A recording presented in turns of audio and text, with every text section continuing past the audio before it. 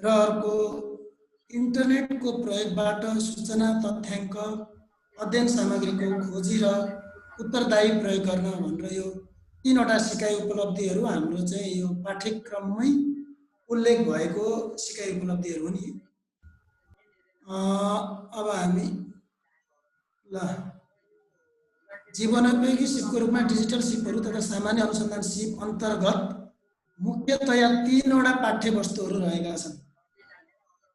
यो मैले पहेँलोमा लेखेको जुन छ 3वटा पाठ्यवस्तु दैनिक तथा व्यावसायिक जीवनमा आवश्यक डिजिटल साक्षरताका आधारभूत सिपहरू र यस अन्तर्गत कम्प्युटर तथा प्रिन्टरको प्रयोग, अर्को यसको सब टपिकमा सञ्चार एप्लिकेसनहरूको प्रयोग जसभित्र ब्राउजरको प्रयोग, इन्टरनेटसँग सम्पर्क स्थापना, व्यक्तिगत खाता तयार गर्ने, सुरक्षित पासवर्डको प्रयोग, इमेल पठाउने र लिने, इमेलमा सामग्री संलग्न गर्ने, अन्य सामाजिक सञ्जालका साधनको सुरक्षित प्रयोग भन्ने रहेको छ। यो सञ्चार एप्लिकेसनहरूको प्रयोग अन्तर्गत त्यसैभित्र पर्ने कुराहरू हुन्। त्यसैगरी अर्को 2.1.3 मा अनलाइन पेमेन्ट एकाउन्ट तयारी र प्रयोग भन्ने छ। त्यस्तै अर्को 2.1.4 मा डिजिटल एप्लिकेसनको प्रयोग गरी घर, कार्यालय, अस्पताल, यातायात सेवा लिन सक्ने सिपहरू भनेर यो चाहिँ पाठ 1 नै भन्नुपर्छ होला हामीले। 2.1 लाई पाठ 1 अन्तर्गतका अन्य सब टपिकहरू हुन्। त्यसैगरी पाठ 2 मा 2.2 मा इन्टरनेटको प्रयोगबाट सूचना तथ्याङ्क अध्ययन सामग्रीको खोजी र प्रयोग र 2.3 मा इन्टरनेट र सामाजिक सञ्जालको उत्तरदायी प्रयोग, साइबर कानुन, अपराधको जानकारी सहित भनेर यसरी हामीहरूको पाठ्यवस्तुहरू दिएको छ। अब आज कतिको सम्भव हुन्छ यो अब सबै हुन्छ हुँदैन हेर्दै जाउँ। अब भएन भने पनि यसलाई कम्प्लिट गर्ने जिम्मा चाहिँ म लिन्छु। आज नभ्याउँदा भोलि वा अर्को हप्ता वा कुनै बेला। अब अघि बढौँ है त। अब सुरुमा बढौँ सर, बढौँ।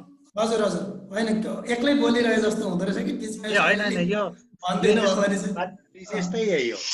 हजुर, त्यही त एक्लै बोलिरहेको छ कि जस्तो हुँदो रहेछ कि। केही भनिदिनु भयो भने सजिलो। निकुञ्ज सर, यस्तो केही सरहरूलाई केही प्रब्लम भयो भने सरहरूले ह्यान्ड रेज गर्ने काम गरिदिनु होला है प्लिज। ए हजुर, हुन्छ, हो त्यसो गरिदिनुहोस्। ल, हाम्रो दैनिक तथा व्यावसायिक जीवनमा आवश्यक डिजिटल साक्षरताका आधारभूत सिपहरू भन्ने रहेको छ, पहिलो पाठ भन्नुपर्छ। र यसमा यहाँ प्रश्न छ, तपाईहरुमध्ये कतिजनाको घरमा कम्प्युटर वा ल्यापटप छ भनेर प्रश्न सोध्न सकिन्छ विद्यार्थीहरूलाई, अथवा यही फोरममा पनि सोध्दा भयो होला हैन। अब उत्तरहरू आउँछन् यसरी। कम्प्युटर चलाउने सिप भनेर मैले सुरुमा राखेको छु। त्यसैगरी दोस्रोमा तपाईहरुमध्ये कतिजनाले मोबाइल फोनको प्रयोग गर्नुहुन्छ भनेर यहाँ स्मार्ट वा आइफोन चलाउने सिप भनेर यसरी राखेको छु। एकछिन अब यो चाहिँ नानीहरूलाई एकछिन छलफल गर्न लगाइन्छ। अब त्यहाँ चाहिँ अब कसैले कतिजनाले छ भन्छन्, कतिजनाले प्रायले छ नै भन्दा हुन् हैन। त्यस्तै तपाईहरुमध्ये कतिजनाले दैनिक रूपमा इन्टरनेटको प्रयोग गर्नुहुन्छ भनेर प्रश्न सोधिन सक्छ। र अब इन्टरनेट चलाउने सिपहरू सोध्न सकिन्छ। जस्तै अब यहाँ इन्टरनेटमा पनि जस्तो यहाँ सर्च इन्जिनहरू भनिएको छ हैन। सर्च इन्जिनहरू के प्रयोग गर्छन् उनीहरूले सोध्ने, गुगल, याहू, बिङ भन्ने यहाँ अब थुप्रै छ। त्यस्तै अब यहाँ डिरेक्टरिजहरू भनेर दिएको छ हैन। याहू लोकल, म्याजिक येल्लो, लोकल.com भन्ने छ। त्यस्तै साइट एन्ड ब्लग्सहरू उनीहरू चलाउँछन् वा चलाउँदैनन् त्यो पनि सोध्न सकिन्छ। त्यस्तै कन्टेन्ट साइटहरुमा के चलाउँछन् यहाँ, जस्तै फ्लिकर भन्ने छ, slideshare.com भन्ने छ, .net भन्ने छ। युट्युबहरु त प्राय चलाइहाल्छन् हैन। त्यस्तै रिभ्युज एन्ड रिको भन्ने छ, यसमा अब के चलाउँछन् भनेर सोध्न सकिन्छ। त्यस्तै सोशल कन्टेन्ट का कुराहरू, जस्तै सोशल हाम्रो के भन्छ सामाजिक सञ्जालहरुमा के चलाउँछन् भनेर पनि सोध्न सकिन्छ। फेसबुक, ट्विटर, इमोहरु हैन। त्यस्तै लोकेसन बेस्ड सर्भिसेसहरु पनि यहाँ दिएको छ। त्यस्तै डिलहरू उनीहरूले चलाउने गरेको छ कि छैन, जस्तो अनलाइन डिलिङ गर्ने कुराहरू भनेर एकछिन यो पनि डिस्कसनमा राख्न सकिन्छ। त्यस्तै अर्को प्रश्न, मैले सुरुमै प्रश्नहरू नै राखेँ, तपाईले कति घण्टा इन्टरनेट चलाउनुहुन्छ भनेर पनि सोध्न सकिन्छ। इन्टरनेटमा बिताउने समय, जस्तो अब एउटा व्यक्ति जति बढी कुराहरूमा चाहिँ रिलेटेड छ, उसको रिलेसन जति बढी छ त्यति नै बढी चाहिँ उसले इन्टरनेटमा समय व्यतीत गर्न सक्दछ भन्ने हिसाबले चाहिँ यो पनि प्रश्न सोध्न सकिन्छ, इन्टरनेटमा कति समय बिताउनुहुन्छ भनेर। त्यस्तै यस्ता खालका डिभाइसहरू पनि चलाउनुहुन्छ भनेर यो चाहिँ अरू एक्स्ट्रा कुराहरू, यसरी अब यो ड्रोन क्यामेरा चलाउने सिप पनि बा छ कि अब अहिलेको केटाकेटीहरू धेरै हामीभन्दा अझै धेरै नै जान्ने हुन्छन् हैन टेक्नोलोजीमा। त्यस्तै यसरी सीसी क्यामेरा चलाउने सिप छ कि छैन, यो इन्टरेक्टिभ बोर्ड चलाउने सिप छ कि छैन, चलाउनु भएको छ कि छैन, देख्नु भएको छ कि छैन भनेर सोध्न सकिन्छ। त्यस्तै प्रोजेक्टर चलाउने सिप छ कि छैन भनेर यसरी सुरुमा चाहिँ छलफलको निम्ति नानीहरूलाई केही प्रश्नहरू गर्दा राम्रो हुन्छ कि जस्तो मलाई लाग्छ। अब अलिकति पाठगत हिसाबमा जाँदा चाहिँ अहिलेको युग डिजिटल प्रविधिको युग हो। संसारका प्रायजसो मानिसहरू कुनै न कुनै रूपमा डिजिटल सामग्रीको प्रयोग गर्दछन्। अब साक्षरताको परिभाषाभित्र पढ्न र लेख्न जान्नुका साथसाथै डिजिटल सामग्रीको प्रयोग गर्ने सिप समेत राख्न थालिएको पाइन्छ। यसको प्रयोग व्यापक रूपमा विस्तार समेत भइरहेको छ। दैनिक जीवनका धेरैजसो क्षेत्रहरूमा डिजिटल सामग्रीको प्रयोग हुन्छ। तीमध्ये केही प्रमुख क्षेत्रहरू निम्न बमोजिम छन्। जस्तै शिक्षामा विद्यार्थीको रेकर्ड राख्न, पठन पाठनका निम्ति तालिमहरू चलाउन, गोष्ठी सेमिनारहरू गर्नका निम्ति प्रयोग हुन सक्छ। स्वास्थ्य क्षेत्रमा ECG, x-ray, CT scan, lab test लगायत अन्य पनि थुप्रै छन्, यहाँ आदि भनिएको छ। व्यापारको क्षेत्रमा विज्ञापन, बिल, अनलाइन सामान डेलिभरी जस्ता क्रियाकलापहरू चाहिँ डिजिटल साक्षरताको आधारमा गर्न सकिनेछ भनेर उनीहरूलाई बुझाउन सकिन्छ। त्यसैगरी बैंकिङ क्षेत्रमा जस्तो बचत, भुक्तानी हैन अनलाइनबाट, ATM, mobile banking, online saving, sending, withdraw गर्ने कुराहरू गर्न सकिन्छ। त्यस्तै कार्यालयमा फाइल रेकर्ड, अनलाइन वा अफलाइन फारम, बिलहरूको कामहरू गर्न सकिन्छ। त्यस्तै मनोरञ्जनको क्षेत्रमा सिनेमा, टेलिभिजन, गीत सङ्गीत आदिको रूपमा पनि यसलाई प्रयोग गर्न सकिन्छ। र त्यसै गरी अनुसन्धानमा पनि जस्तै गुगल, युट्युबहरूबाट के स्रोत सामग्रीहरू खोजी सङ्कलन गर्नको निम्ति पनि डिजिटल साक्षरताको आवश्यकता पर्दछ भनेर नानीहरूलाई बुझाउन सकिन्छ। ठिकै छ गोविन्द सर, यहाँसम्म केही त्यस्तो? गोविन्द सर तल लाइन देखिरहेको छैन सर, स्क्रिन सेयरमा लाइन देखिरहेको छैन? तलको चाहिँ जो हुँदा छ नि त्यो देखिरहेको छ। ठिक छ निकुञ्ज सर, अगाडि बढो। यहाँ देखिया छ, ठिक छ सर। ए होइन, त्यही त म चाहिँ फेरि देखिरहेको छु। त्यही त हुन्छ, हस् ल। अब त्यसैलाई यहाँ अलिकति यसो फोटोहरूद्वारा पनि नानीहरूलाई आकर्षित गर्न, जस्तो शिक्षामा भनेर यहाँ एउटा एक मिनट सर, विष्णु सर त्यो रियल नेम नहुनेहरूलाई चाहिँ नाम, आफ्नो रियल नाम लेख्न भनिदिउ न। ए हुन्छ सर, यहाँ हेर्छु। हेरेर च्याट गरिदिउ, नत्र भएदेखि चाहिँ त्यो नाम भएन भने त ब्लक नै गर्नुपर्छ यार, हुँदैन। हुन्छ सर, म यहाँ गर्छु। हुन्छ सर, निकुञ्ज सर अगाडि बढ्नु। हस्। शिक्षा क्षेत्रमा, स्वास्थ्य क्षेत्रमा हैन, व्यापारमा जस्तो शेयर कारोबारहरूको भयो, यहाँ विज्ञापनको आयो कोलगेटको भन्ने, यहाँ तल यहाँ पिज्जा हट भनेर यो अनलाइन डेलिभरीको लागि होला, यता अनलाइन सपिङको लागि हैन, विभिन्न सामानहरू हामी चाहिँ अनलाइन मार्फत पनि मगाउन सक्छौँ भन्ने एउटा उदाहरणको लागि। ब्याङ्किङ क्षेत्रमा पनि अब यहाँ यो पैसा गन्नको निम्ति एटिएम कार्ड, त्यसै गरी पैसा पठाउनको निम्ति हैन मोबाइल ब्याङ्किङहरू चलाउन पनि प्रयोग गर्न सकिन्छ भनेर भन्न सकिन्छ। कार्यालयको विभिन्न कामहरू, अब कार्यालयमा थुप्रो कामहरू हुन सक्छ हैन, कार्यालयका थुप्रो कामहरू पनि गर्न सकिन्छ डिजिटल साक्षरता छ भने। मनोरञ्जनको क्षेत्रमा हैन, चलचित्र गीत सङ्गीतका क्षेत्रको पनि धेरै कुराहरू हासिल गर्न सकिन्छ भनेर नानीहरूलाई बताउन सकिन्छ। त्यस्तै अनुसन्धानमा अघि नै पनि भने केही कुराहरू हामी खोजी गर्न सक्छौँ गुगल मार्फत भनेर यसरी बताउन सकिन्छ। लगभग पार्ट 1 मा अझै अलिकति केही कुराहरू छ।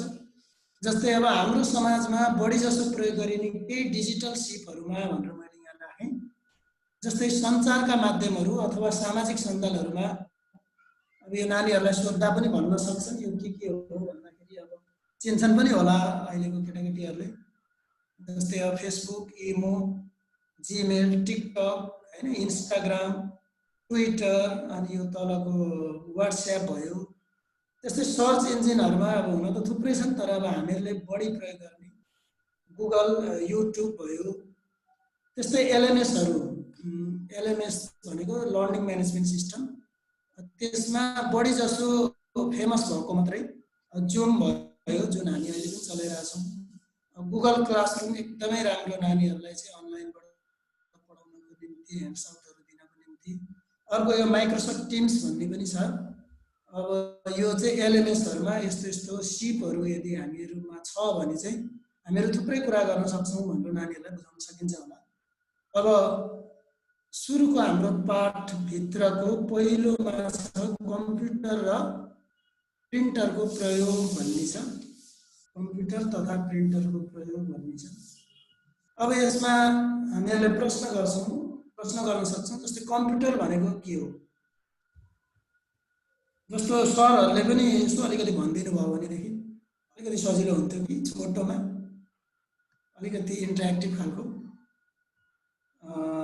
गोविन्द सर यसरी गरौँ कि भनेर नि अलिकति। ए हजुर हजुर भन्नु त। होइन जस्तै नि अब कम्प्युटर भनेको के हो भनेर हामीहरूले नानीलाई सोध्न सकिन्छ नि। जस्तै अब यहाँ सरहरूले त्यो खालको इन्टरेक्टिभ गर्दा त राम्रै हो, तर साथीहरू त्यति धेरै इन्ट्रेस्टेड जस्तो देखिन्न।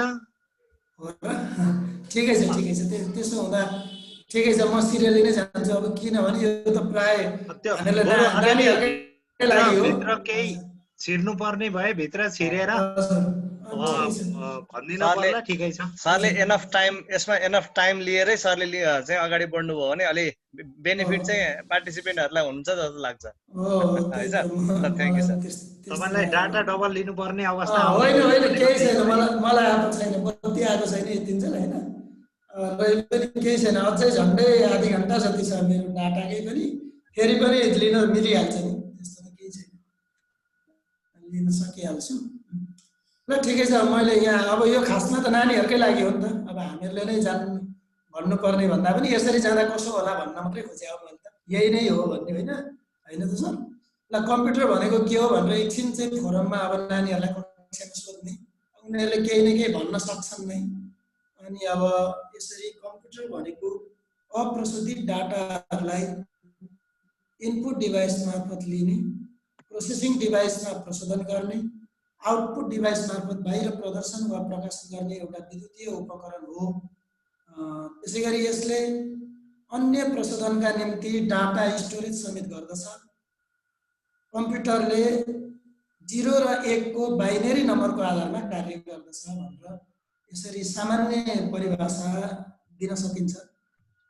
त्यसै कम्प्युटरको काम गर्ने सिद्धान्त चाहिँ के हो त भनेर पनि यो अब अलिकति कम्प्युटर बारे पनि जान्नै पर्ने हुन्छ। यसमा सिप भने पछाडि कम्प्युटरको पनि थोरै ज्ञान राखेर अनि मात्रै सिपमा जानुपर्छ जस्तो मलाई लागेर।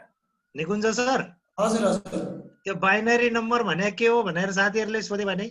ए बाइनरी नम्बर भनेको चाहिँ जस्तो कम्प्युटरले भनेको मेसिनको भाषा मात्रै बुझ्छ हैन। मेसिनमा चाहिँ 0 र 1 को गणनाले मात्रै यो कम्प्युटर चलेको हुन्छ। उसले बुझ्ने चाहिँ 0 र 1 मात्रै हो। हामीहरूले चाहिँ अब यहाँ अङ्ग्रेजीमा नेपालीमा टाइप गर्छौँ, त्यसलाई चाहिँ फेरि ट्रान्सलेटर मार्फत उसले ट्रान्सलेट गर्छ र उसले 0 र 1 को बाइनरी नम्बरमा मात्रै हामीहरूको डाटाहरू लिने गर्दछ। अथवा 0 ले अफ र 1 ले अन भन्ने पनि बुझाउँछ। ल ठिक छ सकिन्छ होला सायद। ल अब कम्प्युटरको काम गर्ने सिद्धान्त कम्प्युटरले कसरी काम गर्दछ त भनेर पनि एकछिन नानीहरूलाई सोध्न सकिन्छ। उनीहरूले प्राय आधारभूत तहमा त पढेकै हुन्छन्, नहुँदा पनि कतिले त अप्सनल लिएको हुन्छ 9-10 मा पनि हैन। यो उनीहरूलाई एकदम साधारण लाग्न सक्दछ कतिपय विद्यार्थीहरू। र कम्प्युटरले सामान्यतया इनपुट प्रोसेसिङ र आउटपुटको सिद्धान्तमा आधारित भएर काम गर्दछ, जसलाई आइपिओ को सिद्धान्त पनि भनिन्छ। आइपिओ को पूरा रूप इनपुट प्रोसेसिङ आउटपुट हुन्छ। यसरी इनपुट अनि इनपुट गरेका कुराहरू जस्तो हामीहरूले चाहिँ यो किबोर्ड अनि माउस मार्फत जति पनि कुराहरू हामी हाल्दछौँ त्यसलाई इनपुट भनिन्छ। त्यसलाई अनि सिपियू मा प्रोसेसिङ हुन्छ, त्यहाँ स्टोरेज पनि हुन्छ, मेमोरी पनि भन्छौँ हामीहरू। र त्यसलाई चाहिँ आउटपुट भनेको चाहिँ यो अब मोनिटर भयो अनि प्रिन्टर भयो स्पिकर भयो यस्ता डिभाइसेसहरूले चाहिँ हाम्रो कम्प्युटरभित्र भएका कुराहरूलाई बाहिर चाहिँ प्रकट गराउँछ, त्यसलाई आउटपुट भन्न सकिन्छ भनेर बुझाउन सकिन्छ होला। र यहाँ छत्र सरले रेज ह्यान्ड गरे जस्तो लाग्यो। छत्र सर ठिक छ, केही छ भने सोध्नुहुन्छ होला कि? हजुर छत्र सर प्रेजेन्टेसन सकेर गरौँ के सर क्वेशनर? त्यसो गरौँ हुन्छ, त्यसो गर्दा पनि अथवा केही छ भने बिचमै पनि भन्नुहोस्। प्रेजेन्टेसन सकाउँ सर, त्यसपछि चाहिँ क्वेशनरहरू गरौँ। ए हो, हुन्छ हुन्छ, त्यही त पछाडि छलफल गरौँ न। किनभने धेरै कुराहरू यहाँ अब हजुर अपुरो पनि हुनसक्छ। अब मैले एउटा आफ्नो ढङ्गले नै बनाएको यो होइन, पछाडि छलफल फेरि गरौँ न। हुन्छ। र अब प्रिन्टर भनेको चाहिँ एउटा आउटपुट हार्डवेयर डिभाइस हो जसले लिखित डकुमेन्टलाई बाहिर प्रकाशित गर्दछ भनेर यसरी भन्दाखेरि नानीहरूले बुझ्छन् होला सायद। र अब कम्प्युटरको प्रयोग, अब हुन त कम्प्युटरको थुप्रै हुन्छ प्रयोग, यहाँ अब लेखेर वा देखाएरै नसक्ने गरी हुन्छ होला जस्तो लाग्छ मलाई। त्यही भएर मैले चाहिँ यहाँ सामान्यतया भनेर लेखेँ। जस्तै अब डकुमेन्टेसनको काम गर्न, बिल निर्माण गर्न, रेकर्डहरू राख्न, परीक्षाफलहरू प्रकाशित गर्न, भिडियो एडिटका निम्ति, अगाडि यहाँ फोटो एडिटका निम्ति, अब विद्यालय अथवा कलेजहरूमा छ भने प्रश्नपत्र निर्माणको लागि भनेर सामान्यतया कम्प्युटरको प्रयोग यस्तो क्षेत्रहरूमा गर्न सकिन्छ। त्यसै गरी प्रिन्टरको प्रयोग चाहिँ तयार भएका डकुमेन्ट, बिल, फोटो आदिलाई बाहिर प्रकाशित गर्ने भनेर यहाँ मैले कम्प्युटर तथा प्रिन्टरको प्रयोगलाई एकदम छोटकरीमा यहाँ राखेँ। त्यसै गरी अब यो चाहिँ हाम्रो पाठ 2 इकाइ 1 भित्रको पाठ 2 होला सायद। पाठ 2 भन्ने कि अब विषयवस्तु 2 के भनिन्छ हैन।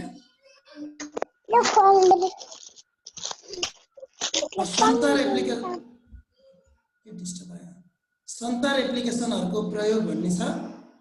जस्तै यहाँ चाहिँ ब्राउजरको प्रयोग, इन्टरनेटसँग सम्पर्क स्थापना, व्यक्तिगत खाता तयार गर्ने, सुरक्षित पासवर्डको प्रयोग, इमेल पठाउने र लिने, इमेलमा सामग्री संलग्न गर्ने, अन्य सामाजिक सञ्जालका साधनको सुरक्षित प्रयोग भन्ने यो दिएको छ दोस्रो पाठ्यवस्तुमा होला।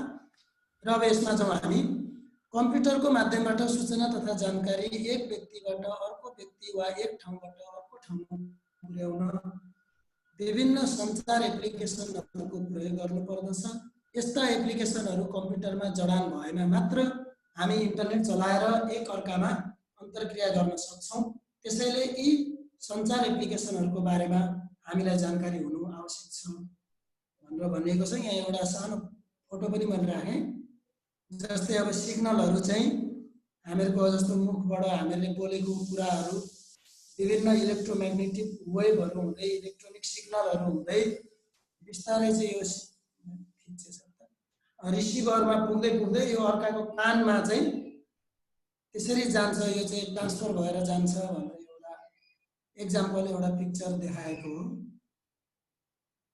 र अब सञ्चार एप्लिकेसनहरू भित्र हामीहरूको सुरुमा ब्राउजर भन्ने छ।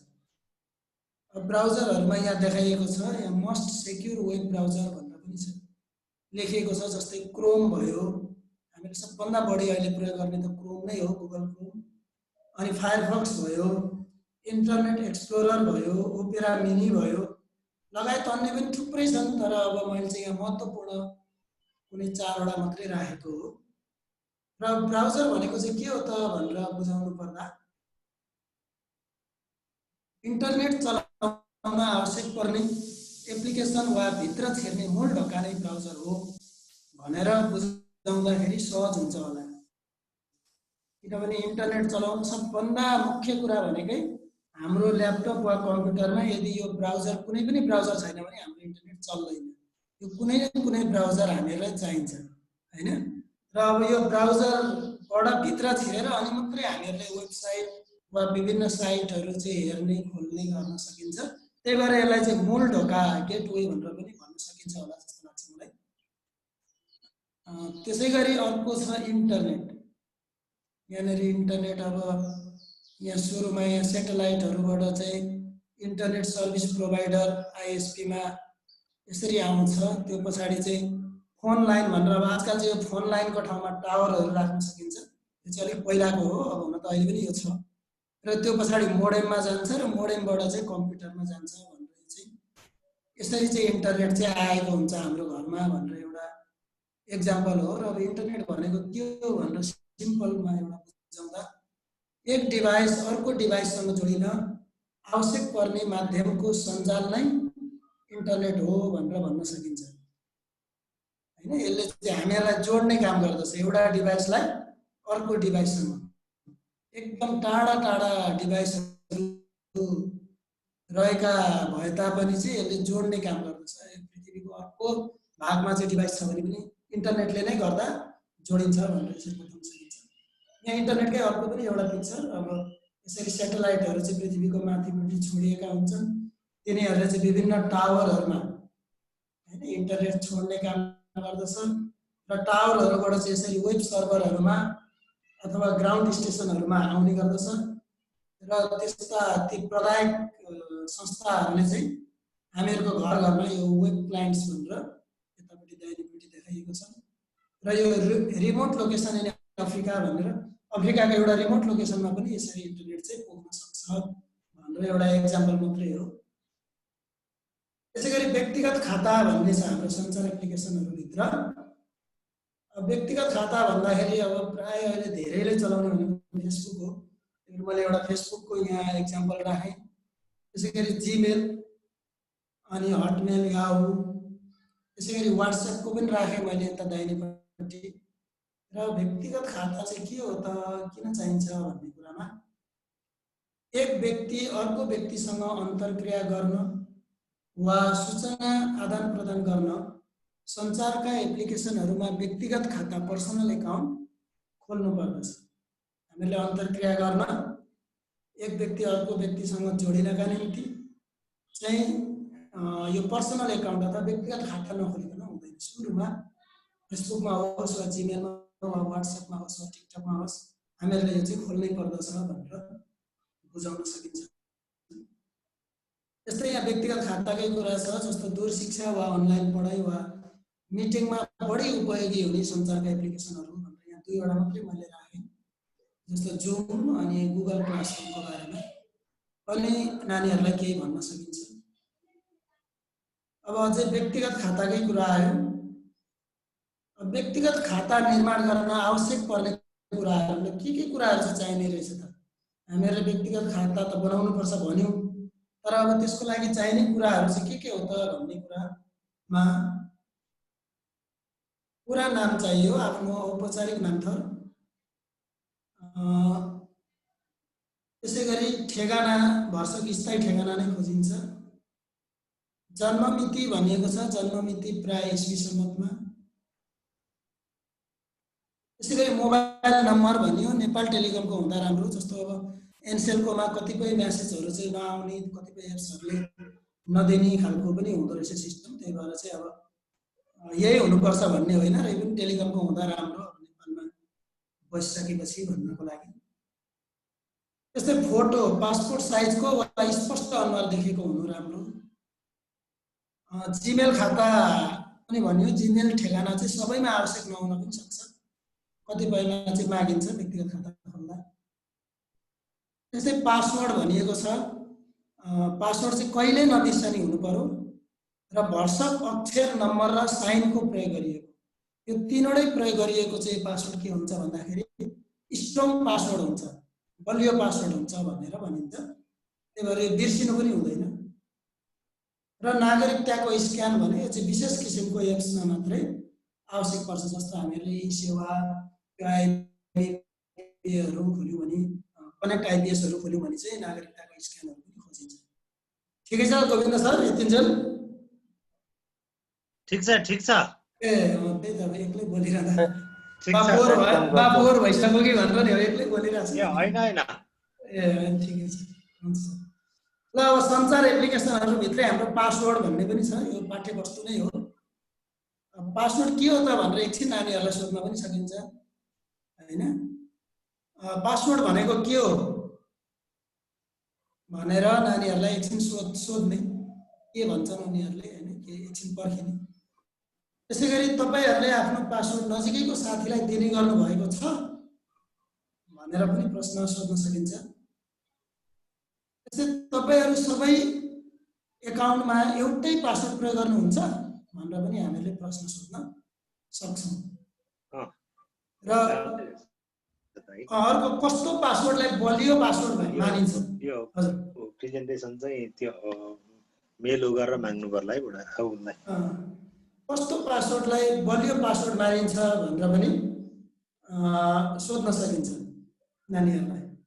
र अब यहाँ सुरक्षित पासवर्डको प्रयोग भन्ने छ, जसरी आफ्नो घर वा कोठामा जोसुकै छिर्न नसकुन् भन्ने हामी ढोकामा ताला लगाउँछौँ र चाबी बोक्छौँ, त्यसै गरी हाम्रो व्यक्तिगत कम्प्युटर वा खाता, पर्सनल कम्प्युटर अर एकाउन्ट जोसुकैले खोल्न नसकुन् भनी लगाइने तालालाई पासवर्ड भनिन्छ।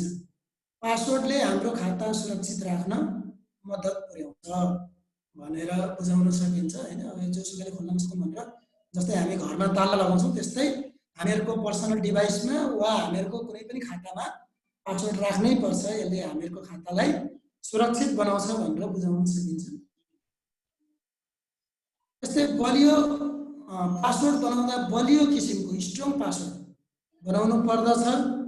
बलियो पासवर्ड बनाउन अङ्ग्रेजीको क्यापिटल र स्मल लेटर, नम्बर र साइनको प्रयोग गर्नुपर्दछ भनेर बताउन सकिन्छ।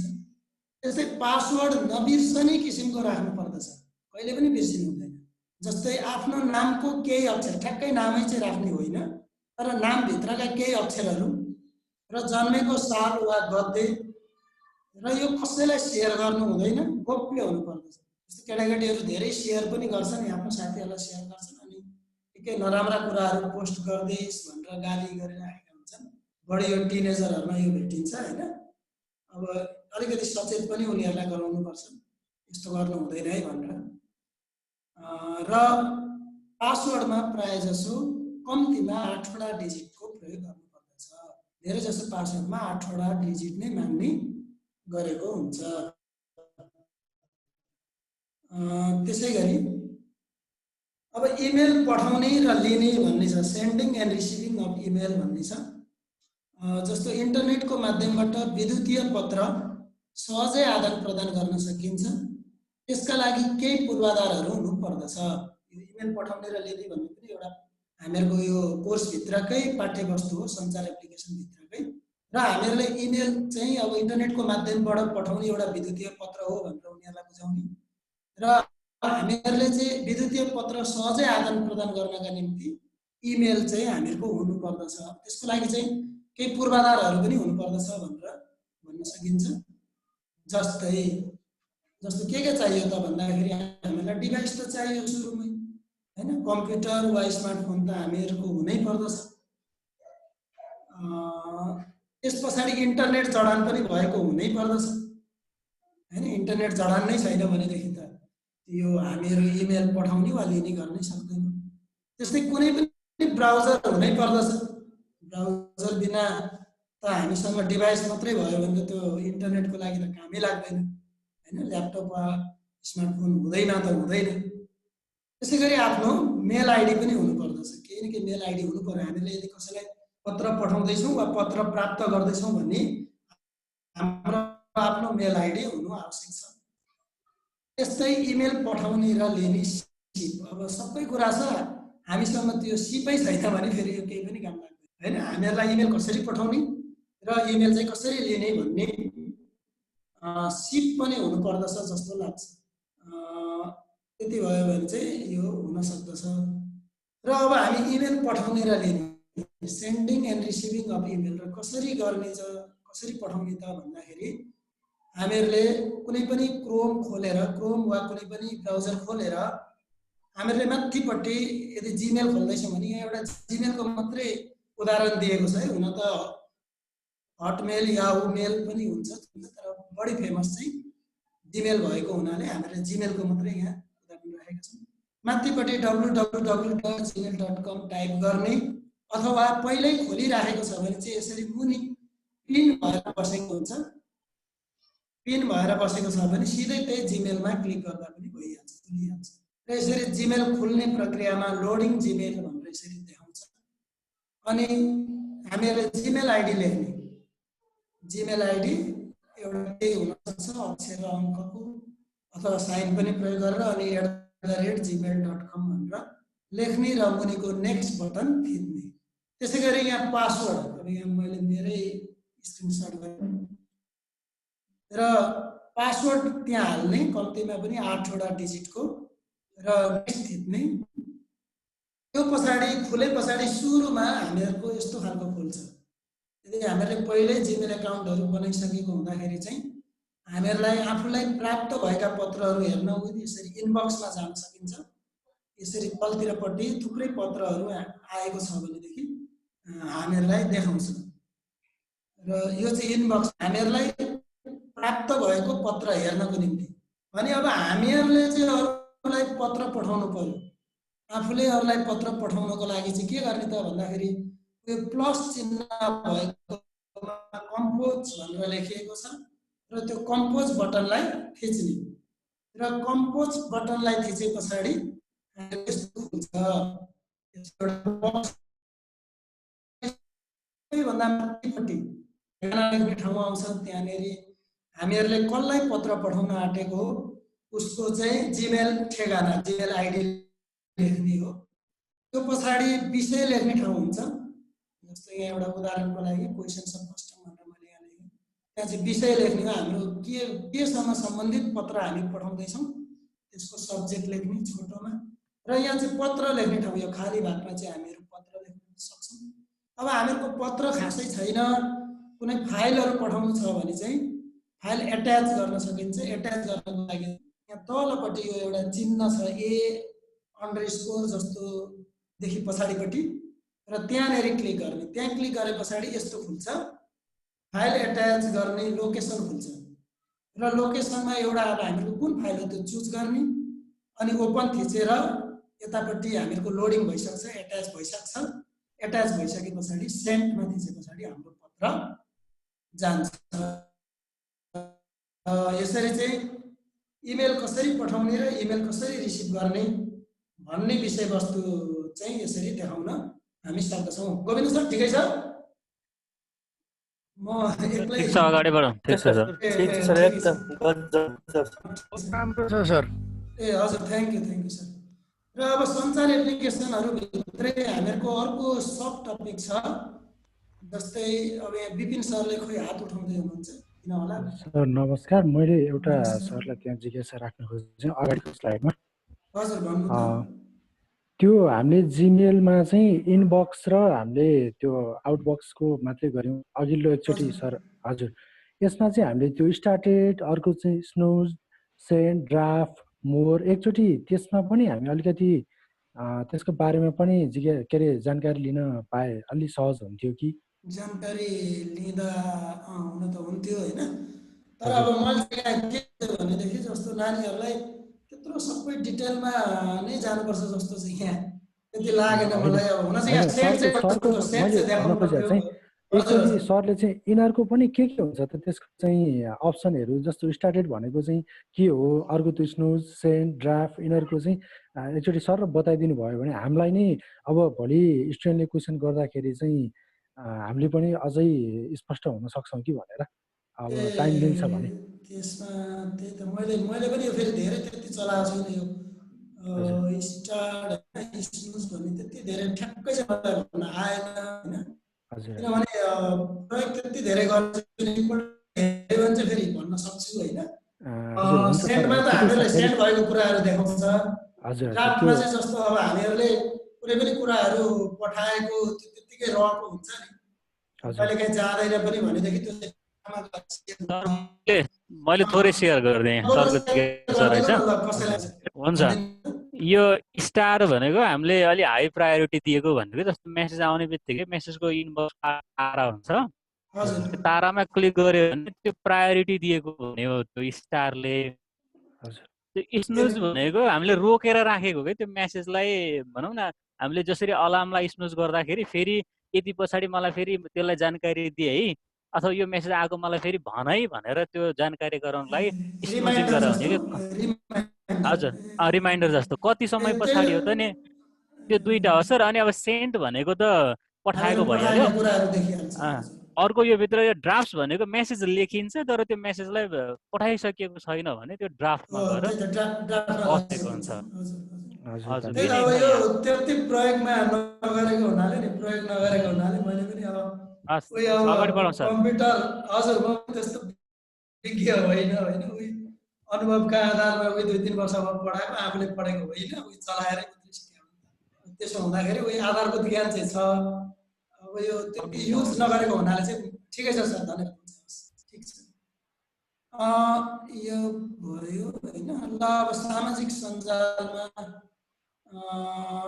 गोविन्द सर म यसो गर्छु ल यो ठ्याक्कै मेरो यो डाटाको 1 आवर लगभग भयो कि म पुनः यसमा जोडिन्छु सरहरू एकछिन छलफल गर्दै गर्नुहोस् न बत्ती आएकै छैन हुन्छ गोविन्द सर हुन्छ सर हुन्छ म फेरि अर्को 1 आवरको लिन्छु कि नत्र फेरि यसले त गट्टु सबै धेरै काटिएला होइन हजुर 1 आवर फेरि म लिन्छु त्यसो हुँदाखेरि म फेरि जोडिन्छु हजुर सरहरू उयो गर्दै गर्नुहोस् ल हुन्छ सर एकछिन डिस्कसन गर्दै गर्नु म 5 मिनेट जतिमा ए हुन्छ सर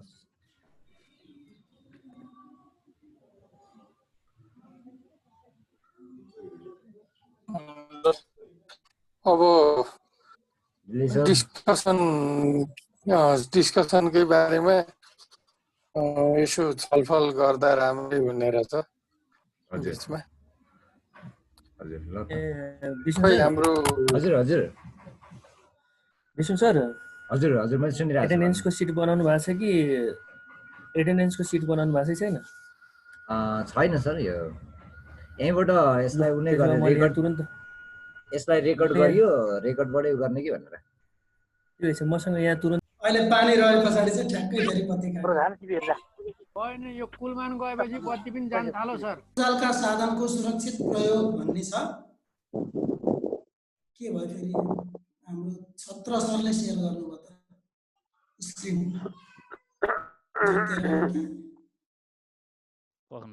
ल अब तपाईले गर्नु त सर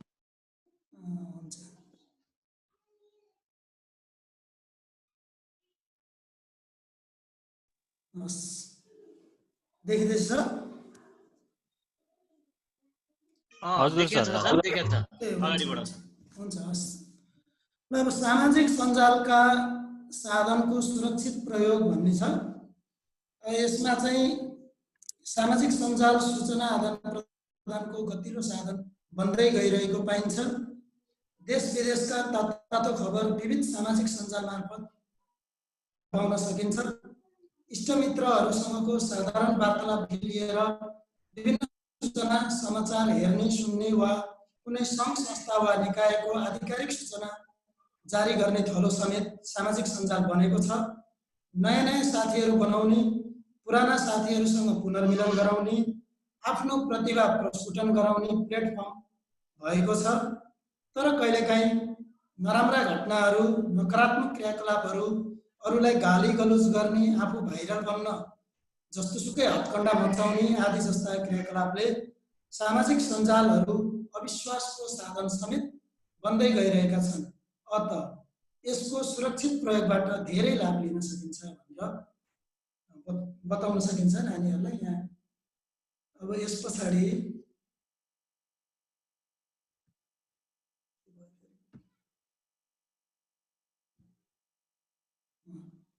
सामाजिक सञ्जालका साधनको सुरक्षित प्रयोग गर्ने तरिका भनेर यहाँ र हामीहरूले सामाजिक सञ्जाललाई चाहिँ कसरी सुरक्षित ढङ्गले प्रयोग गर्ने जस्तो अब अहिलेका नानीहरू भनेको प्राय 11 पढ्ने भनेको फेसबुक टिकटकमा धेरै नै रमाउने नानीहरू हुन्छन् हैन। अब उनीहरूलाई चाहिँ यो सुरक्षित प्रयोग कसरी गर्ने भनेर यहाँ केही कुराहरू सेयरिङ गर्न सकिन्छ। जस्तै नचिनेको मानिसलाई आफ्नो सामाजिक सञ्जालमा मित्र नबनाउने। अब कतिपय नानीहरूले चिन्दै नचिनेको कहाँको कसले पठाएको हुन्छ फ्रेन्ड रिक्वेस्ट झट्टै एक्सेप्ट गरिदिने अनि पछि चाहिँ दुविधामा पर्ने गरेका थुप्रो केसहरू पनि छन्। यस्तै नकारात्मक समाचार वा जानकारी लाइक कमेन्ट वा सेयर नगर्ने। कतिपय नकारात्मक कुराहरू हुन्छ, गाली गलौजहरू गरेको हुन्छ जस्तो नेताहरूलाई अथवा अरू प्रसिद्ध व्यक्तिहरूलाई हैन। त्यस्तोमा हेरेर छोडिदिँदा केही पनि हुँदैन, तर लाइक गरियो भने आफू पनि त्यसको सहभागी हो है भन्ने जनाइन्छ। कमेन्ट गरियो भने, सेयर गरियो भने भनेर चाहिँ नानीहरूलाई बुझाउन सकिन्छ। त्यस्तै आफ्नो पासवर्ड अरूलाई नदिने। आफ्नो पासवर्ड केही गरे पनि दिनु हुँदैन कसैलाई पनि। जतिसुकै नजिकको साथी भए पनि आफ्नो पासवर्ड सेयरिङ गर्नु हुँदैन भनेर यसरी सुरक्षित ढङ्गले चाहिँ सामाजिक सञ्जालको प्रयोग गर्न सकिन्छ भनेर बताउने। त्यस्तै ज्ञानवर्धक सूचनामूलक पेजहरू मात्र लाइक गर्ने वा जोइन हुने। हामीलाई जुन पेजहरूले चाहिँ ज्ञान दिन्छ, हामीहरूलाई सूचना दिइराखेको हुन्छ, त्यस्तो पेजहरू चाहिँ लाइक गर्ने वा जोइन हुने बानी बसाल्नुपर्छ। त्यस्तै आफ्नो डिभाइस अरूलाई चलाउन नदिने। दिनै परे पनि लग आउट गरेर मात्र दिने। अब सेयरिङ गर्ने हुन्छ नि प्राय अब त्यो एजको नानीहरू चाहिँ हैन मोबाइलहरू सेयर गर्ने हुन्छन् अब ल्यापटप भन्दा पनि।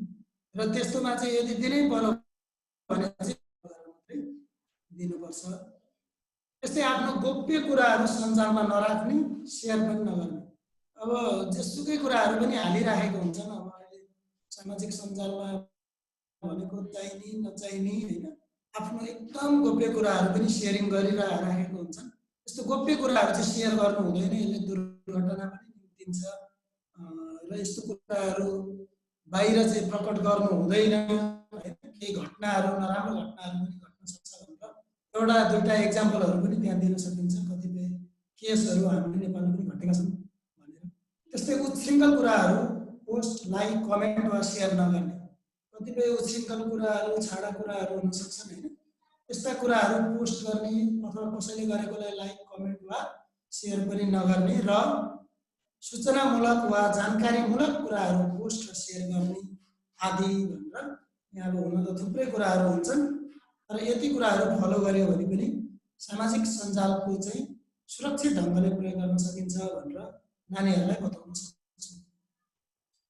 त्यस्तै अर्को पाठ्यवस्तु छ अनलाइन पेमेन्ट एकाउन्ट तयारी र प्रयोग भन्ने छ। जस्तै अब नानीहरूलाई सोध्न सकिन्छ यी कस्ता एप्सहरू हुन् भनेर। कतिपय प्राय थुप्रैलाई थाहा पनि हुन सक्छ हैन। जस्तै यो ई सेवा, खल्ती, अनि यो क्यू पे, क्युआर पे भन्ने, आइबी पे, ई प्रभु, आई पे भन्ने। अब यिनीहरूको बारेमा थाहा छ कि छैन भनेर एकछिन नानीहरूलाई सोध्ने र यी कस्ता खालका एप्सहरू हुन् भनेर पनि एकछिन चाहिँ छलफल गर्ने। पछाडि अनलाइन पेमेन्ट एकाउन्ट तयारी र प्रयोगभित्र अनलाइन पेमेन्ट एकाउन्ट तयारीको निम्ति निम्नलिखित पूर्वाधारहरू हुनुपर्छ। अब हामीहरूलाई यदि अनलाइन पेमेन्ट एकाउन्ट चाहिँ बनाउँछौँ भनेदेखि यसको लागि के चाहिन्छ त पूर्वाधारहरू भनेर। पहिलो कुरा त हामीहरूलाई कम्प्युटर, ल्यापटप, स्मार्टफोन वा आइफोन हुनै पर्यो, यी मध्ये कुनै एउटा हुनु पर्यो। त्यसै गरी इन्टरनेट जडान भएको हुनै पर्यो अनलाइन पेमेन्ट एकाउन्ट हामी बनाउँछौँ भने। त्यसै गरी वेब ब्राउजर इन्स्टल भएको हुनु पर्यो, कुनै न कुनै वेब ब्राउजर हुनुपर्दछ। अब हुन त आजकल ल्यापटप मोबाइलहरू किन्दा त अटोमेटिक नै पनि आएको हुन्छ वेब ब्राउजरहरू। त्यसै गरी आवश्यक एप्सहरू इन्स्टल भएको, जस्तो हामीहरू अनलाइन पेमेन्ट एकाउन्ट चाहिँ चलाउँछौँ भनेदेखि त्यसको लागि चाहिने एप्सहरू चाहिँ हामीहरूले हाल्नुपर्ने हुन्छ। जस्तै अब मोबाइलमा हो भनेदेखि प्ले स्टोरबाट अथवा हामीले ल्यापटपबाट हो भने क्रोममा गएर डाउनलोड गर्न सक्छौँ सिधै। त्यस्तै अर्को पूर्वाधार भनेको ब्याङ्क एकाउन्टमा रकम बचत भएको, हामीहरूको चाहिँ ब्याङ्क एकाउन्टमा पैसा हुनु पर्यो अनि मात्रै हामीहरूले चाहिँ यो एकाउन्ट अनलाइन पेमेन्ट एकाउन्ट चलाउन सक्छौँ। ब्याङ्क एकाउन्ट अथवा यस्तै किसिमका डिजिटल वालेटहरूमा पनि सिधै रकम जम्मा पनि गर्न सकिन्छ। त्यही भए पनि हामीहरूको रकम चाहिँ हुनु पर्यो हाम्रो खातामा। र अब यसैभित्र छ अनलाइन पेमेन्ट एकाउन्ट तयारी र प्रयोगभित्र अहिलेको युगमा आर्थिक गतिविधि सञ्चालन गर्न छिटो एवं सुरक्षित माध्यम अनलाइन पेमेन्ट बनेको छ। यसबाट समय र साधनको बचत हुनुका साथै घन्टौँसम्म लाइनमा बस्नुपर्ने झन्झटबाट समेत मुक्त हुन सकिन्छ। एकदम छिटो छरितो साधन बनेको छ। आर्थिक गतिविधिहरू एकदम सहज ढङ्गले गर्न सकिन्छ। घन्टौँसम्म लाइनमा बस्नु पर्दैन हैन। जस्तै बिजुलीको बिल तिर्नको लागि, मोबाइलमा रिचार्ज हाल्नको लागि हैन, यस्ता विभिन्न क्रियाकलापको लागि चाहिँ हामीहरू बाहिर गइरहनु पर्दैन। जस्तै यहाँ भनिएको छ अनलाइन पेमेन्ट मार्फत सेवा लिन सकिने केही कार्यहरू भनेर आफ्नो खातामा भएको जम्मा रकम हेर्न वा कसैले आफूलाई पठाएको रकमको जानकारी लिन एउटा। त्यस्तै आफ्नो खाताबाट कसैलाई बत्ती आएर ठ्याक्कै मोबाइलको बत्ती बालिरहेको आफ्नो खाताबाट कसैलाई पैसा पठाउन वा प्राप्त गर्न हैन। हाम्रो खाताबाट कसैलाई पैसा पठाउन पनि सक्छौँ, हामीहरूले पैसा प्राप्त पनि गर्न सक्छौँ। त्यसै गरी बिजुली, खानेपानी, टेलिफोन, इन्टरनेट, इन्सुरेन्स आदिको बिल तिर्न सक्छौँ हामीहरूले घरमै बसी बसी। त्यस्तै मोबाइलमा रिचार्ज हाल्न सक्छौँ, हवाई, रेल, बसको टिकट खरिद गर्न सक्छौँ घरैमा बसी बसी। त्यस्तै कसले कोरे जस्तो सेयर खरिद अथवा बिक्रीको लागि रकम लिन वा दिन पनि सक्छौँ हामीले। जस्तो अनलाइनबाट सेयर हामीहरूको जस्तो आइपिओहरू खुलेको हुन्छ। यहाँ कसले यो जानेर वा नजानेर यो कोर्नु भयो? गोविन्द सर त्यसलाई नोटिफिकेसन यसरी अफ गरिदिनु न। एकछिन ल, म यो कोर्न नमिल्ने बनाइदिन्छु ल। त्यसलाई मिल्छ त्यो एनोटेटेड अफ गरिदिनु पर्यो। अफ गरिदिए मैले। हो ठिक छ। ठिकै छ। सेयर खरिद वा बिक्री पनि हामीहरू गर्न सक्छौँ हैन। जस्तो आइपिओहरू हामी प्रायः अहिले अनलाइनबाट घरमै बसी बसी भर्न सक्छौँ। त्यस्तै सामग्रीहरू होम डेलिभरीको सेवा प्राप्त गर्न सक्छौँ। कतिपय सामानहरू हामी घरमै बसी बसी मगाउन सक्छौँ। त्यस्तै क्युआर कोड स्क्यान गरी अनलाइन भुक्तानी पनि गर्न सक्छौँ। कतिपय ब्याङ्कहरूले अथवा कतिपय यस्ता सेवा प्रदायकहरूले चाहिँ क्युआर कोडहरू राखिदिएको हुन्छ विभिन्न दोकानहरू, विभिन्न पसलहरूमा, र हामीहरूले चाहिँ त्यहाँनिर गएर त्यो क्युआर कोड स्क्यान गरेर पनि हाम्रो एकाउन्टबाट पैसा उतापट्टि पठाउन सक्छौँ भनेर यसरी अनलाइन पेमेन्ट मार्फत यस्ता किसिमका सेवाहरू लिन सकिन्छ भनेर बुझाउन सकिन्छ होला हैन गोविन्द सर? ठिकै छ नि? ठिक छ सर। अब त्यही अनलाइन पेमेन्ट एकाउन्ट तयारी र प्रयोग भन्ने पाठभित्रै यहाँ नेपालका केही मोबाइल ब्याङ्किङ एप्सहरू भनौँ न, थुप्रो छन् ब्याङ्किङ एप्सहरू। अब मैले यहाँ अगाडिपट्टि दुईवटा सरकारी ब्याङ्कको राखेँ र पछाडिपट्टि प्राइभेटको राखेँ। थुप्रै छन्। यो अब माथिको आरबिबी राष्ट्रिय वाणिज्य ब्याङ्कको भयो, अनि कृषि विकासको भयो, अनि यता दाहिनेपट्टि यो एक्सेल डेभलपमेन्ट ब्याङ्क भन्ने यहाँ हाम्रो बिर्तामठको यहाँको जो लोकल ब्याङ्क हो, फेमस लोकल ब्याङ्क हो। त्यसै गरी एनआइसिआइसिआई ब्याङ्क पनि एउटा प्राइभेट ब्याङ्क हो। त्यसै गरी अन्य पनि हुन सक्छन् भनेर यहाँ बिचमा मैले एउटा स्क्रिनसट गरेर पनि राखेको छु। Mega smart, NBL, global smart भनेर यसरी नेपालमा चाहिँ थुप्रै मोबाइल ब्याङ्किङ एप्सहरू पनि उपलब्ध छन् जसबाट हामीहरूले अनलाइन पेमेन्टको कामहरू गर्न सक्छौँ। अब यो चाहिँ उदाहरणको लागि हो, फेरि यही हुनुपर्छ भनेर होइन।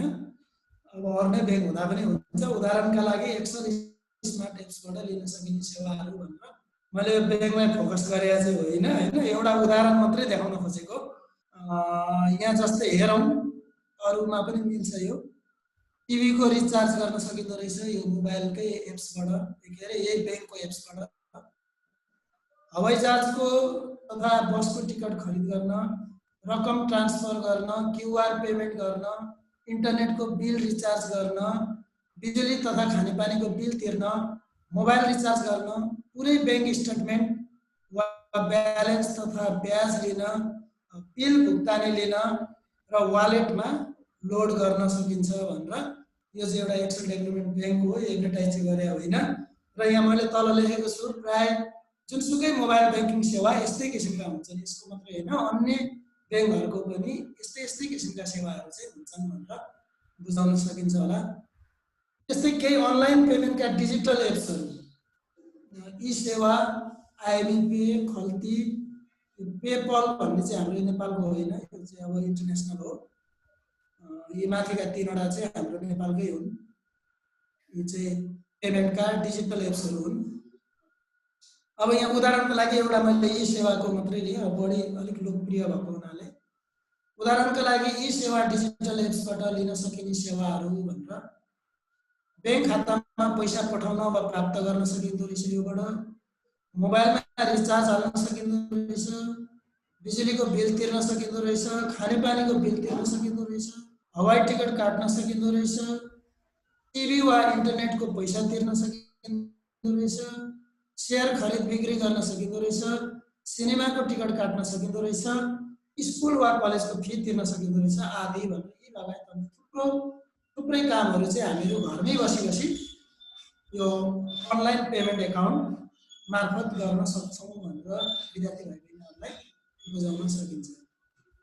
र अब यहाँ अर्को पाठ छ, सायद त्यो पहिलो पाठ्यवस्तुको अन्तिम शीर्षक होला यो, डिजिटल एप्लिकेसन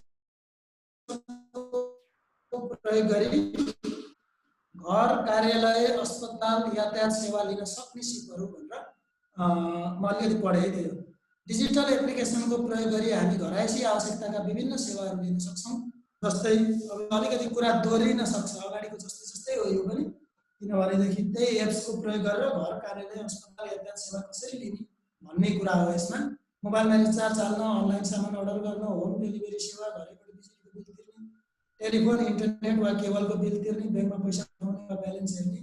त्यसै गरी कार्यालयका कतिपय कामहरू जस्तै फारम भर्ने, डाटा इन्ट्री गर्ने, अस्पतालका सेवाहरू जस्तै बहिरङ्ग सेवा लिन, घरैबाट पूर्जा काट्ने, कुनै रोगको बारेमा डाक्टरसँग काउन्सिलिङ गर्ने, सल्लाह लिने, यातायातको सेवा लिन जस्तै हवाई टिकट, बस टिकट, रेलको टिकट काट्ने, टुटल पठाउ भन्ने चाहिँ यहाँ ब्राकेटमा छ, बाइक वा ट्याक्सी सेवा अन द स्पोट लिन, विशेषतः काठमाडौँ उपत्यकामा यो चाहिँ सञ्चालित छ, आदि जस्ता सेवा लिन सकिन्छ।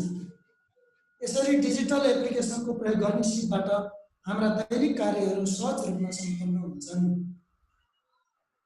र अब केही अनलाइन डिजिटल सेवाहरू, यहाँ alibaba.com भनेर दिएको छ, यो चाहिँ इन्टरनेसनल लेभलको, यो हाम्रो नेपालको मात्रै होइन, यो एउटा डिजिटल एप्स हो। त्यस्तै यो ठुलो पसल भन्ने, अनि अर्को एमाजन भन्ने रहेछ, एमाजन भन्ने पनि इन्टरनेसनल हो क्या, नेपालको होइन। अनि यो हाम्रो बजार.com, दराज भन्ने होइन, अनि यो सस्तो डिल भन्ने, यी चाहिँ विभिन्न अनलाइनका डिजिटल एप्सहरू हुन्। योबाट हामीले विभिन्न खालको सामानहरू घरमा मगाउन सक्दछौँ। त्यही अन्तर्गत छ केही अनलाइन डिजिटल सेवाहरूभित्र यहाँ टुटल र पठाओ भनेर दिएको छ। यो भनेको के हो भन्दाखेरि काठमाडौँ उपत्यकामा सञ्चालित on the spot e booking यातायात सेवा भनेर यसरी बुझाउन खोजिएको छ। त्यसै गरी अब डिजिटल एप्लिकेसनको प्रयोग गरेर चाहिँ हामीहरूले मोबाइलमा रिचार्ज गर्नु पर्यो भने कसरी गर्ने त भनेर यहाँ चरणहरू, स्टेप्सहरू देखाइएको छ। जस्तो टपअपमा जानु पर्यो पहिला, अनि मोबाइल नम्बर लेख्नु पर्यो, अनि रिचार्जमा कति रकम हाल्ने हो त्यो रकम लेख्नु पर्यो र प्रोसिड गरिदिने। यति गरे पछाडि हाम्रो मोबाइलमा रिचार्ज हुन्छ। त्यसै गरी बिजुलीको बिल तिर्नु पर्यो भनेदेखि चाहिँ इलेक्ट्रिसिटीमा जाने, त्यो पछाडि एनईए काउन्टरमा आफ्नो विद्युत काउन्टरको नाम छान्ने, त्यहाँ थुप्रो काउन्टरको नामहरू आउँछ। अब आफ्नो विद्युत काउन्टर कहाँ हो, आफूले बिल तिर्ने काउन्टर, त्यहाँ त्यसको नाम छान्ने। अनि एससी नम्बरमा चाहिँ बिलमा भएको सर्भिस सेन्टर जस्ताको त्यस्तै लेख्ने, त्यो बिलमा आएकै हुन्छ। र कस्टमर आइडीमा चाहिँ बिलमा भएको जुन ग्राहक आइडी हुन्छ हामीहरूको 4 वटा वा 5 वटा अङ्कको हुन्छ, त्यो टाइप गर्ने। र त्यो गरे पछाडि यसरी खुल्छ, त्यहाँ नाम खुल्छ, नेममा आफ्नो नाम स्वतः देखाउँछ। अनि त्यहाँ भएका एससी नम्बर कस्टमर आइडीहरू त्यो स्वतः आइहाल्छ, अगाडि नै भरेको हुन्छ। र पेएबल एमाउन्टमा आफूले तिर्नुपर्ने रकम देखाउँछ, त्यहाँनिर कति रकम हो, अब यहाँ जिरोमा देखिएको छ तर त्यहाँ रकम देखाउँछ। र त्यो रकम देखाए पछाडि प्रोसिड गर्ने, यसो भए पछाडि हामीले बिजुलीको बिल तिर्न सक्छौँ। त्यस्तै अर्को एउटा सिप, अब यहाँ त्यो सिपहरू सिकाउने भनेको छ यो पाठमा। हवाई टिकट काट्नु पर्यो भनेदेखि एयरलाइन्समा जाने, अनि यसरी एयरलाइन्सको लिस्ट देखाउँछ। अब हुन चाहिँ योभन्दा अगाडि एउटा स्टेप हामीहरूले चाहिँ अब 1 वे हो कि 2 वे हो कि सिङ्गल हो कि होइन, अनि डेटहरू छान्ने पनि हुन्छ योभन्दा अगाडि, त्यो चाहिँ मैले यहाँ राखिनँ। त्योदेखि पछाडि चाहिँ यसरी लिस्टहरू देखाउँछ। अनि आफूलाई समय, कम्पनी र रकम सुहाउँदो एयरलाइन्स छनौट गर्ने। आफूलाई अब कुन समयमा चाहिँ जानको लागि, अब जस्तो यहाँबाट भद्रपुरबाट काठमाडौँ जानु छ भने कुन समय ठिक हुन्छ त्यो सेलेक्ट गर्नु पर्यो, अथवा कुन कम्पनीको चाहिँ एयरलाइन्स ठिक लाग्छ, अथवा आफ्नो बजेट अनुसार कुन बजेट आफूलाई ठिक लाग्छ त्यो छनौट गर्ने र अनि कन्फर्म गरिदिने। र त्यसै गरी यो पाठ के भन्छ विषयवस्तु पाठ्यवस्तु 1 को चाहिँ लगभग यति नै छ। यसमा चाहिँ थप्ने कुराहरू त छन् होइन, अरू पनि थप्न सकिन्छ। अब यो चाहिँ पाठ 2 को कुरा हो। यो हाम्रो एकाइ 2 भित्रको पाठ 2.2 इन्टरनेटको प्रयोगबाट सूचना तथ्याङ्क अध्ययन सामग्रीको खोजी र प्रयोग। गोविन्द सर के गरौँ, कि एकदम बोरिङ भयो कि एकदम लामो भयो? एकदम ठिक छ सर, चलिरहेको छ एकदम। के गरौँ, भए छैन तपाईलाई कम्फर्टेबल फिल भएको छ भने साथीहरु त एकदम के अरे भोलि गएर क्लासमा पढाउनलाई तयार हुने गरेको भएको छ। हैन त्यही त अब बोरिङ भइसक्यो कि अब म मात्रै बोलिरहँदा। बरु त्यो यो स्लाइड चाहिँ मेरो मेलमा हाल्दिनु पर्ला, अनि साथीहरुलाई दिउला। ए हुन्छ हाल्दिउँला न, यो सकेर हुन्छ। मैले मेल तपाईँ कहाँ पठाइदिएको छु, त्यो साथीहरुको सबैको मेरो मेसेन्जरमा मेल आइडी पठाइदिनु न, सजिलो हुन्छ। हस् त्यसो गरौँ न। ल ठिकै छ, त्यसो भए मैले यसलाई कन्टिन्यू गरेँ है त। तपाईँ कन्टिन्यू जानु, ठिक छ। तर मैले अगाडि नै भने कि यो पाठ 2 को चाहिँ मेरो अलिकति कम्प्लिट चाहिँ भएको छैन, अलिकति थोरै चाहिँ बाँकी होला। अनि फेरि पाठ 3 को पनि गर्दैछु, अलिअलि चाहिँ लेखिरहेछु होइन। अब कम्प्लिट चाहिँ छैन, लै पनि हेरौँ ल। यो पाठ 2 मा चाहिँ इन्टरनेटको प्रयोगबाट सूचना तथ्याङ्क अध्ययन सामग्रीको खोजी र प्रयोग भन्ने छ। हामीले कसरी खोज्ने भन्ने हो यसमा चाहिँ। इन्टरनेटको माध्यमबाट कुनै पनि किसिमको सूचना तथ्याङ्क अध्ययन सामग्रीको खोजी गरी प्रयोग गर्न सजिलो हुन्छ। गुगल मार्फत कुनै पनि जिज्ञासा मेटाउन वा प्रश्नको उत्तर खोज्न सहज हुन्छ। कतिपय सेवा प्रदायक क्षेत्रमा वेबसाइटहरू बनाइएका हुन्छन् जहाँबाट सम्बन्धित सूचना वा तथ्याङ्क पाउन सकिन्छ। अध्ययनशील विद्यार्थीहरूका लागि अध्ययन सामग्री खोजी गर्ने, शिक्षकहरूका लागि स्रोत सामग्री खोजी गर्ने तथा अनुसन्धानमा तल्लीन व्यक्तिहरूलाई सूचना तथ्याङ्क स्रोत सामग्री भेला पार्ने एक सजिलो माध्यम इन्टरनेट बनेको छ। यसबाट विभिन्न डकुमेन्ट, फोटो, भिडियो आदि खोजी गरी आफूसँग सुरक्षित राख्न र चाहिएको ठाउँमा प्रयोग गर्न सकिन्छ। र सूचना तथ्याङ्क अध्ययन सामग्री खोजी गर्न सकिने इन्टरनेटका केही महत्त्वपूर्ण माध्यमहरूमा यहाँ गुगल, युट्युबलाई अलिकति हाइलाइट गरेँ मैले। बढी त गुगल यिनीहरू नै चलाइन्छ।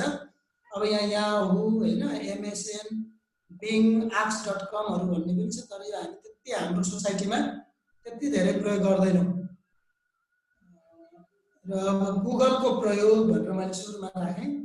जस्तो गुगलको प्रयोग के कामको लागि गर्न सकिन्छ?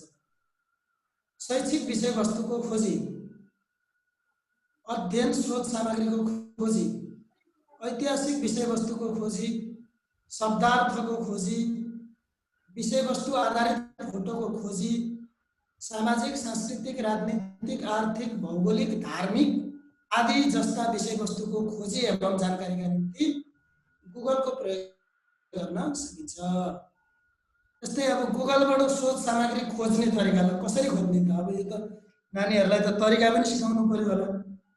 त्यसो हुँदा गुगलबाट स्रोत सामग्री खोज्ने तरिका, गुगलमा गएर आफूलाई चाहिएको विषयवस्तु लेख्नु पर्यो पहिला। जस्तो मैले आइसिटी एजुकेसन भन्ने यहाँ देखाएँ उदाहरणको लागि। अब यसरी धेरै सम्बन्धित विषयवस्तुहरू खुल्छन्, आफूलाई चाहिएको विषयवस्तु छनौट गर्ने। अब त्यो आइसिटी एजुकेसन भित्र पनि थुप्रो कुराहरू खुल्छ हैन। अब आफूलाई चाहिँ के हो चाहिएको त्यो मध्येको त्यो एउटा मात्रै छनौट गर्ने। र अब छनौट गरिसकेर यदि हामीहरू स्रोत सामग्रीहरू चाहिँ खोज्दैछौँ भने आफूलाई चाहिने स्रोत सामग्री मात्र कपी गर्न सकिन्छ। आफूलाई पुरै चाहिएको छ भने पुरै पनि कपी गर्दा भयो। नभए आफूलाई चाहिँ जस्तो यहाँ मैले एउटा युनेस्को एउटा परिभाषा रहेछ त्यो सम्बन्धी, आइसिटी एजुकेसन सम्बन्धी, त्यो मात्रै मैले कपी गर्न सक्छु यसरी। र कपी गरेको कुरा आफूलाई उपयोगी कुनै नयाँ फाइलमा यसरी पेस्ट गर्न सकिन्छ। मैले त्यसलाई चाहिँ वर्डमा ल्याएर पेस्ट गर्न सकिन्छ भनेर एउटा एक्जाम्पल देखाएँ। सर मेरो पाठ कम्प्लिट भएको छैन सर, भर्खर लेख्दै थिएँ कि, अनि यो लास्ट पार्टको पनि अलिकति लेख्न चाहिँ थालिरहेको थिएँ। यो पनि कम्प्लिट चाहिँ भएको छैन सर, यो 2.3 को यसमा पनि अलिकति जाउँ होला है सर, इनकम्प्लिट छ छन चाहिँ। ओके, लास्ट पार्ट छ हाम्रो इन्टरनेट र सामाजिक सञ्जालको उत्तरदायी, इन्टरनेट र सामाजिक सञ्जालको उत्तरदायी भनेर छ। अब यो कुराहरू उस्तै के दोहोरिएका जस्तो हुन्छन् हामीहरू, किनभने यो पाठ नै लगभग सबै आइसिटीसँग सम्बन्धित, इन्टरनेट र सामाजिक सञ्जालसँग सम्बन्धित भएको हुनाले कुराहरू दोहोरिएको जस्तो हुन्छ हुन चाहिँ, तर अलिअलि फरक छ।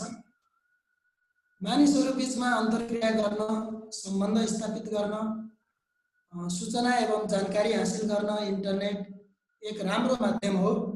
यसबाट पृथ्वीको जतिसुकै टाढाको घटना थाहा पाउन, धेरै टाढाका मानिसहरूसँग सम्पर्क स्थापित गर्न वा दैनिक जीवनका धेरैजसो कार्यहरू सम्पन्न गर्न सहज हुन्छ। र अब इन्टरनेटको परिभाषा, इन्टरनेट विश्वव्यापी कम्प्युटर सञ्जाल हो जसले विभिन्न किसिमको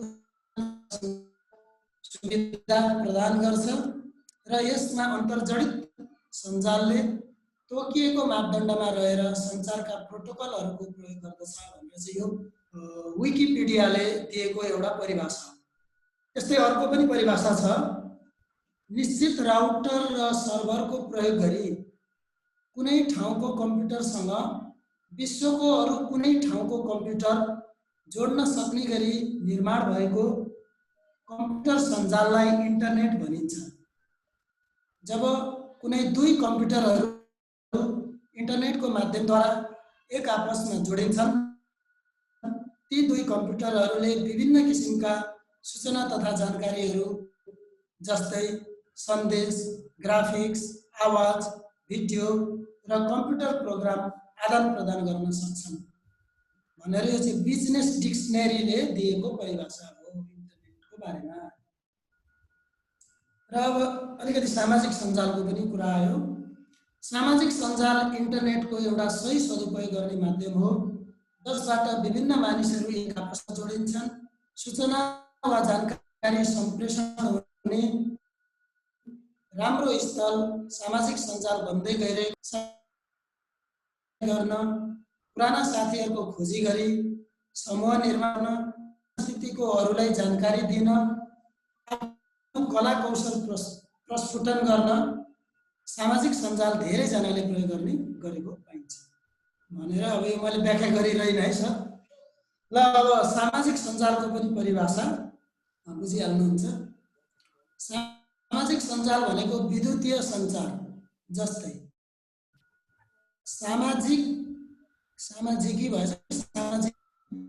सामाजिक सञ्जालका वेबसाइटहरू र माइक्रो ब्लगिङको एउटा स्वरूप हो, जसमार्फत यसका प्रयोगकर्ताहरूले अनलाइन समुदाय बनाई जानकारी, विचार, व्यक्तिगत सन्देश र अन्य सामग्रीहरू जस्तै फोटो, भिडियो आदि आदान प्रदान गर्न सक्छन् भनेर यो चाहिँ मेरियम वेबस्टरले दिएको परिभाषा हो। त्यसैगरी सामाजिक सञ्जाल भनेको प्रयोगकर्ताद्वारा निर्मित भिडियो, अडियो, शब्द वा मल्टिमिडियाका कार्यहरू हुन् जुन सामाजिक वातावरणमा प्रकाशन वा सेयर गरिन्छन्, जस्तै ब्लग, विकी वा भिडियो होस्ट गर्ने साइटहरू भनेर यो चाहिँ क्यापिलानोले दिएको परिभाषा हो। मैले गरिरहेँ है सर, यो सामाजिक सञ्जाल र इन्टरनेटको परिचय हो यो सुरुमा। र अब इन्टरनेट र सामाजिक सञ्जालहरू धेरै उपयोगी हुँदाहुँदै पनि कतिपयले यसलाई नकारात्मक कार्यको लागि प्रयोग गर्ने गरेका छन्। अरूको मानहानि हुने क्रियाकलापहरू, बुलिङ, ब्याङ्कको पैसा चोर्ने ह्याकिङ, अरूको बौद्धिक सिर्जना कपी गर्ने पाइरेसी आदि जस्ता कार्य साइबर अपराध अन्तर्गत पर्दछन्। यस्ता नकारात्मक कार्य गर्नेलाई साइबर कानुन अन्तर्गत रही सजाय हुन सक्दछ। केही प्रश्नहरू भनेर यो चाहिँ प्रश्न सोध्ने हो। के तपाईँ अनलाइनमा सुरक्षित महसुस गर्नुहुन्छ? अब यो एकछिन फोरममा अथवा कक्षामा एकछिन सोध्ने। इन्टरनेट चलाउँदा तपाईँ के कस्ता सुरक्षाको नियमहरू पालना गर्नुहुन्छ? यो पनि एकछिन डिस्कसन ल्याउने हो कक्षामा। के तपाईँ इन्टरनेट चलाउँदा सुरक्षाका उपायहरू पालना गर्नुपर्ने कुरा महत्त्वपूर्ण लाग्छ भनेर यसरी प्रश्नहरू सोध्न सकिन्छ। अब यहाँ साइबर अपराध भन्ने छ, अलिकति लगभग एउटा दुईटा मात्रै छ स्लाइड मसँग कम्प्लिट भएको छैन, कम्प्लिट गर्न बाँकी हो। साइबर अपराध यो उसको मार्फत के मार्फत छ?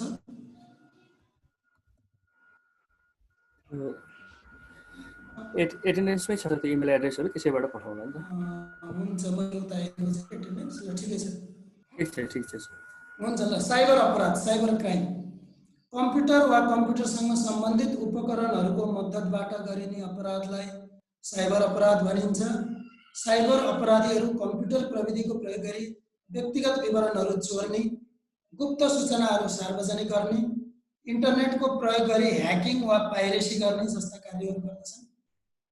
असम्बन्धित व्यक्तिहरूले गैर कानुनी रूपमा कम्प्युटरको प्रयोग गरी रमाइलो गर्न वा पैसा कमाउने उद्देश्यले गरिने अपराध नै साइबर अपराध हो भनेर यहाँ मैले परिचय हालेँ।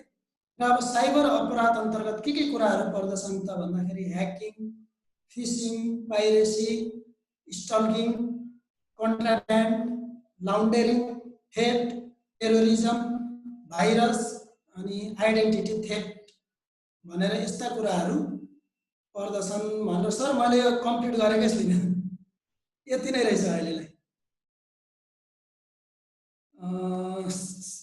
त्यही त सरहरूलाई कस्तो लाग्यो? मैले यो कोरो निकै लामो। ल धन्यवाद है। हामी दिल्ली सर हुनुहुन्छ, विष्णु सर?